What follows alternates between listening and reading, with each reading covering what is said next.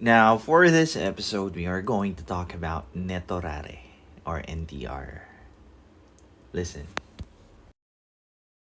I've talked about this before somewhere, but I have a couple of years ago. My girlfriend had sex with a bunch of guys at a party after getting drunk. I thought she was joking when she confessed. We were both lesbians after all, so it to be a joke, right?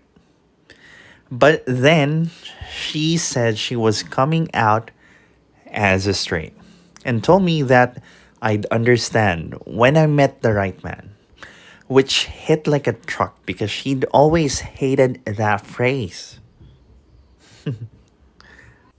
So, nag-iba yung perspective niya nung nakatikim siya ng tamang lalaki. Is that it? This is actually how I got into NTR. As although it really hurt at the time and I still have difficulty trusting partners, even now, well, she was gay.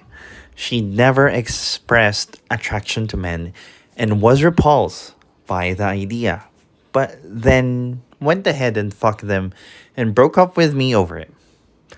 She sent me an email with an attachment of a shitty phone recording of her having sex with a couple of guys on it a few months later. After I got over the initial shock, I saw that she looked like she was in so much ecstasy. Far more than I'd ever seen her in personality. Alam mo yung na-mindfuck siguro yung utak niya. Because on that video, there's an expression that your partner cannot do with you. Maybe not yet at the moment, or not at the moment, but there is a force driving her expression. Something that she cannot show to you for some reason. A persona or a part of her you haven't seen yet. That I couldn't help but touch myself. I'd never seen her look like that with me, or heard her moan like that. So it was just too much for me. I'm really curious about how she described the moment. Parang sobrang bago na medyo familiar. Like for her, seeing her partner being happy without her being a part of it means she realizes na may magandang side siya na hindi niya pa alam. At some point, we get excited again as we try to uncover or discover those unknown expression of herself. Those moans, those movements, her face, it was all far more intense than anything I'd ever seen. So I just started masturbating and had the most intense orgasm of my life. Bakit no? Bakit tayo naging fixated doon sa mga ganong klaseng aspeto? Like yung moans niya, yung movements, facial reaction. Maybe because at some point, we thought we knew our partner. NTR is the realization that your partner can have fun with others on the activities that you do with your partner. Yes, even the most exclusive and intimate ones. And you being turned on with your partner means you now care more on the happiness that they are receiving rather than your own happiness. Kasi alam mong hindi mo mapro-provide yung ngiti at ligayang kayang ibigay ng novelty sa kanya. Don't get me wrong.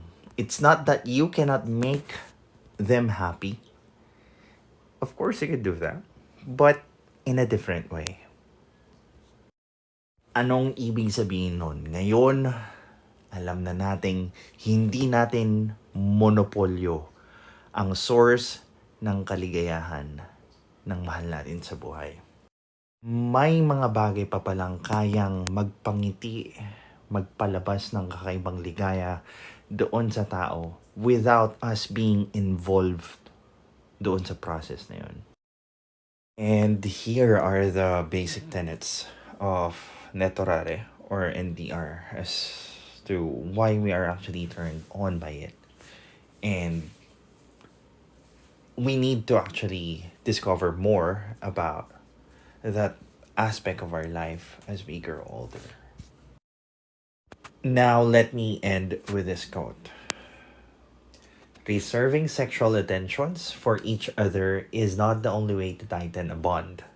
But when we decide that sex will not be the boundary that secludes us from others, it makes us think about alternative markers of specialness. There are two relationship models, one defined by exclusiveness, the other by uniqueness. The first one focuses on what is forbidden with another, where the second one centers on what is special about the beloved. One emphasizes the negative consequences, the other the possibilities or positive possibilities. If sex is something that you share with others, what is exceptional to the two of you? Exploring this question together helps them reclaim their common ground without giving up their freedom.